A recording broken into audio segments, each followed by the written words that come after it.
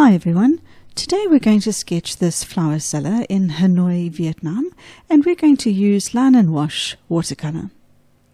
Supplies for today, I've got a 2B pencil for sketching, an eraser, a Pigma Micron liner pen size 03, a size 1 detail brush, a size 8 round brush, water, tissue paper, spray bottle, and masking tape.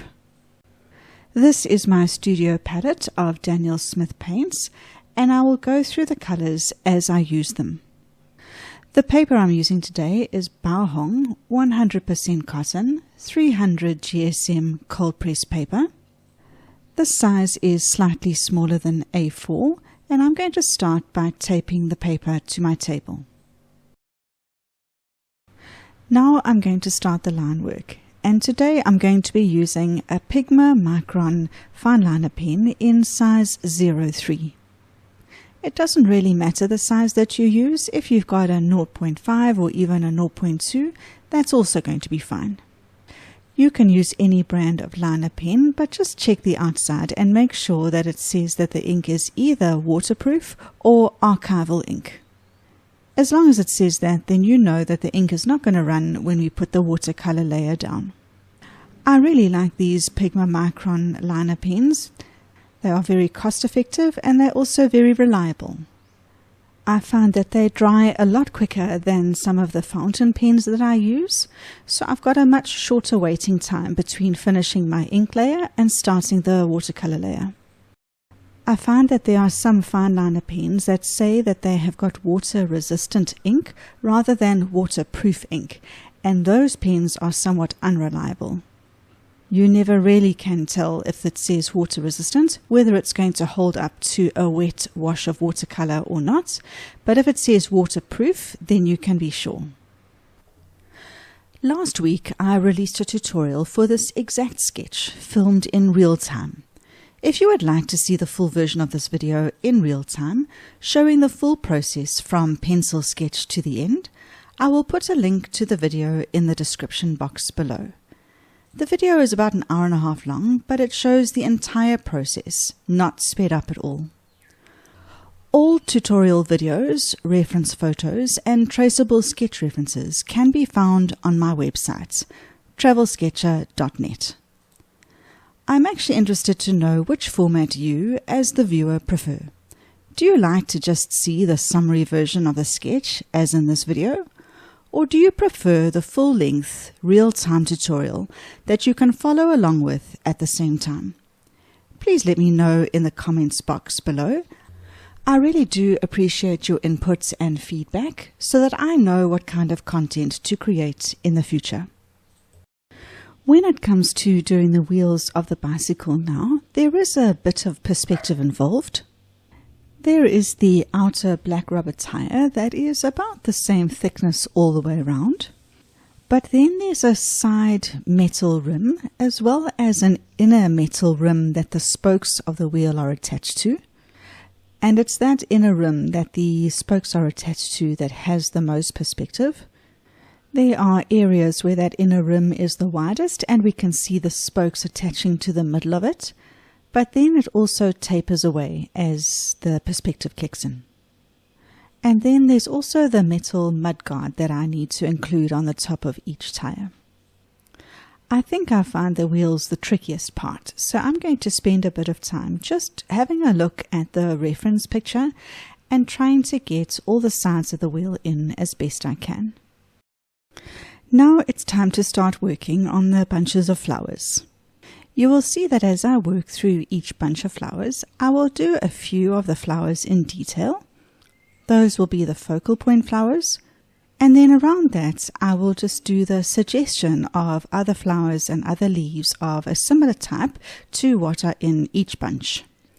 I will use the photo only as a guide for the type of flowers I've got in each bunch, but I'm certainly not copying each of the bunches directly from the photo. This is definitely the most intricate and time-consuming process of the entire sketch. But doing all the legwork now in getting all of these flowers sketched in really pays off when it comes to the watercolor layer. I find that doing all of this work in the pen first means that you can really just let loose when it comes to the watercolor layer and just enjoy the process and have fun. By that time, all of the hard foundation work is done and one can just enjoy the entire watercolor process.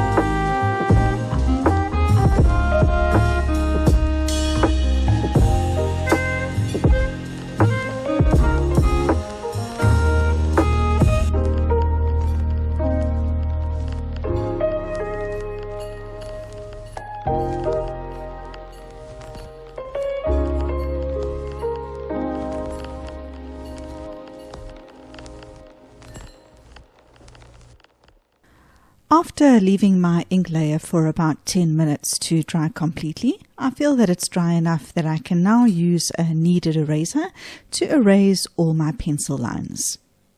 I do this now because I won't be able to erase any pencil once the watercolor layers are on top.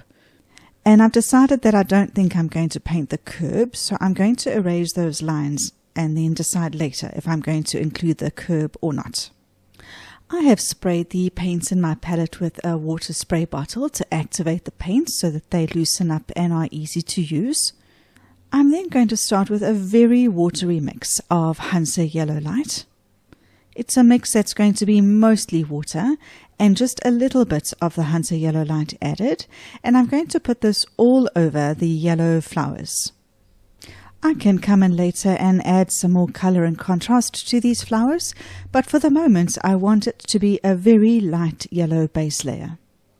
It's easy to go darker with additional layers, but I can't pull back and make it lighter if I make my color too intense at this stage. So I'm going to work through all my bunches of flowers and drop in this light yellow base layer anywhere that I can see yellow on the flowers. The studio palette that I'm using today is made up entirely of Daniel Smith paints. I will list the colors as I use them, but it's not necessary for you to have this exact brand or the exact same colors as I do. Use whatever brand of paint that you've got and whatever colors are close enough to the ones that I'm using. The nice thing with the subject today is that with regards to the flowers and the different greens as well as the color of the lady's clothing, it doesn't have to be exactly the same as mine and it'll still look just as real.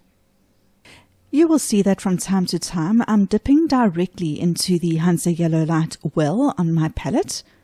I'm doing that so that even in this first layer, I can increase some of the contrast of the yellow.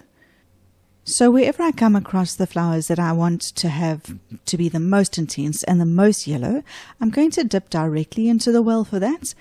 The color directly from the yellow well is going to be more intense and more concentrated, and so those flowers will be darker yellow.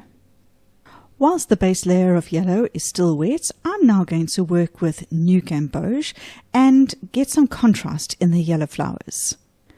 I'm going to dot this New Gamboge in a slightly thicker consistency throughout the yellow colors, just so that I get a variation in the yellow color throughout the flowers. I'm using the New Gamboge directly from the paint well so that it is more concentrated. This will cause a much stronger yellow color, and it also will blend less because of the thick consistency. I'm putting the New Gamboge around the center of each of the blossoms as well as at the base of some of the standing flowers.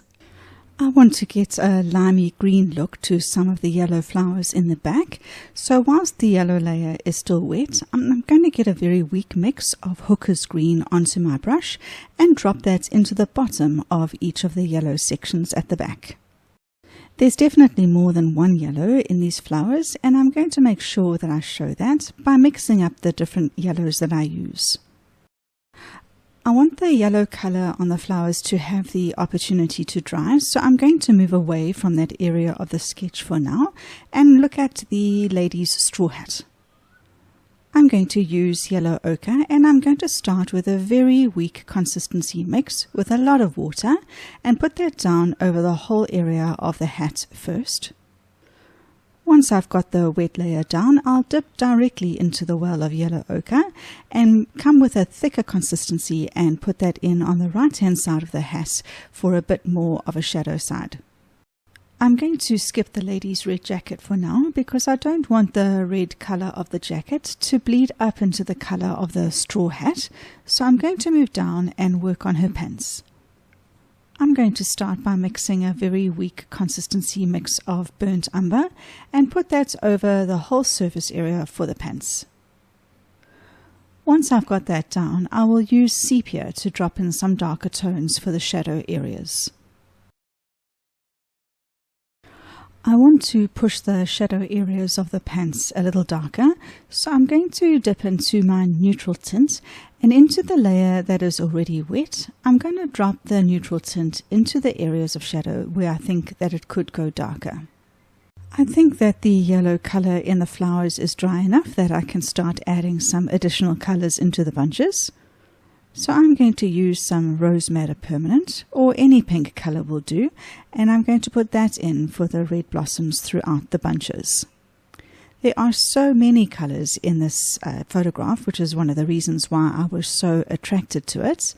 And because of that, I'm going to just keep moving around the sketch, just making sure that the colors that I don't want to touch and mix together are not being painted side by side and are allowed time to dry. And so I will move around and just put in the different colors as I see them, and I'll indicate the colors that I'm using as I go along.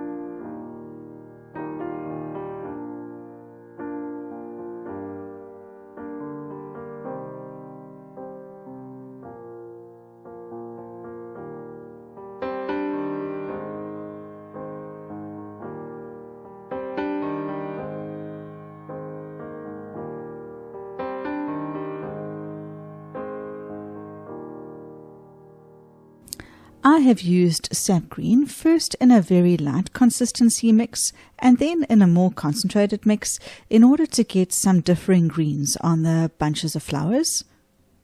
But now I'm going to add some hooker's green just to get a different color green inside the bunches.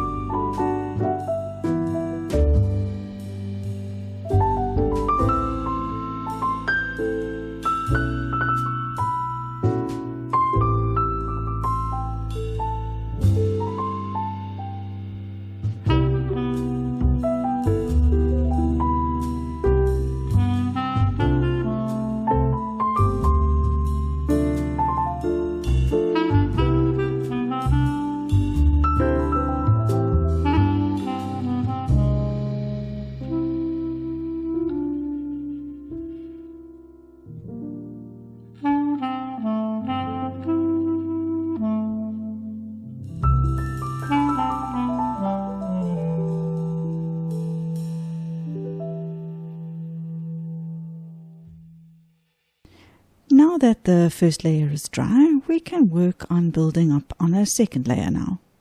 I'm going to start by picking up whatever color I can on my palette to resemble the flower seller's face and just put that in under the hat. Then I'm going to pick up some Hunter Yellow Light and put in some contrast around the yellow flowers. I'm doing this just so that the yellow color in the flowers is not all exactly the same. I want to work on getting some shadow into the lady's jacket now, into the darkest areas of shadow that I can see.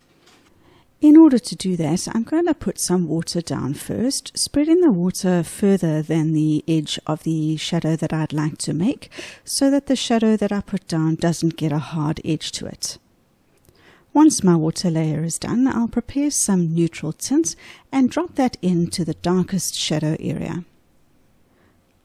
Once I've put the neutral tint down into the darkest area, I'll rinse off and dry my brush, and then use my brush to blend that shadow outwards.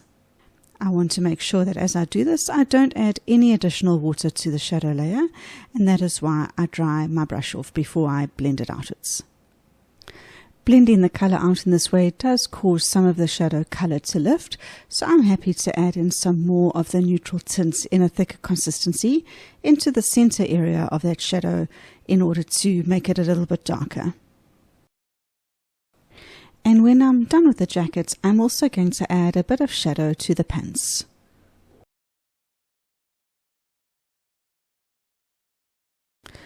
Now that that layer is completely dry, I'm going to work over the whole sketch now, adding some shadow color in neutral tint wherever I feel that I need the deepest contrast. I'm going to be quite conservative as I do this. I don't want to go and darken too much of the painting and for it to lose any of its brightness. So I'm just going to be careful to add the shadow color into the darkest areas of shadow that I can see only, and not to blend it out too far.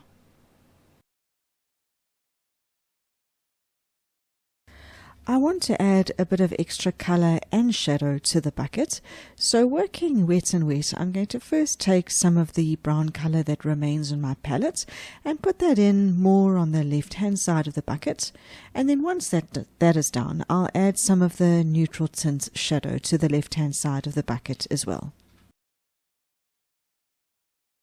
I needed to let that layer dry completely first before deciding if I was going to add anything in any additional layer. Now that the layer is dry, I can see that there are areas where I'd like to add either some more contrasting color or some more shadow. So I'm going to move over the sketch one more time, just adding in the color and contrast wherever I feel that it needs it. I am always trying at all times to increase the contrast as much as possible. At this point, I'm trying to leave the light areas entirely alone, and any dark areas that I can see on the sketch, I'm going to try and push them darker, or where there are some brighter areas in color, to add some more brightness and color. Pushing the lightest lights further away from the darkest darks as much as possible is going to be what creates the most contrast in the sketch and give it the most impact. I want to work on the cast shadow of the bicycle and the lady on the street now. I can see that where the wheels and the lady's feet land on the ground, that there's almost a arc shadow created by each of those tires and the feet. I want to work my shadow wet and wet so that I don't start with too severe of a shadow to begin with.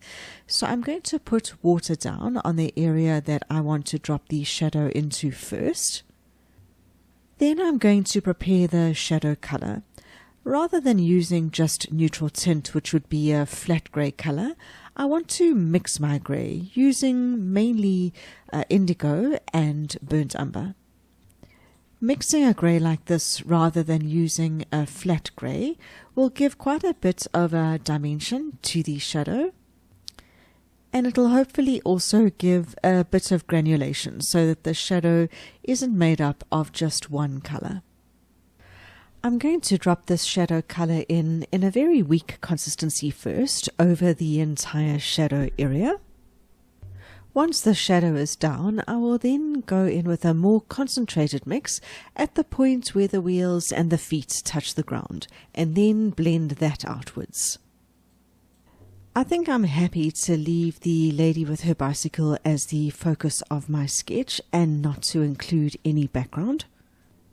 The bicycle and the flowers in itself is already quite a busy subject, and I think that adding buildings or anything to the background behind it is then going to make the picture a little bit too busy overall. I also feel that if I add a background, that the busyness of the bunches of the flowers might also get lost in a background. So I'm going to leave it as what I've got here, and that is the lady in the bicycle with the cast shadow on the street. So I'm just going to continue blending this shadow outwards until I've got an even blend, just making sure to not add any extra water to the layer at this stage. Once the whole thing is completely dry, the only thing left to do is to remove the masking tape. And there's the finished sketch. Thank you so much for joining me today. Please hit the like and subscribe button so that you can see more of my content. And until next time, bye for now.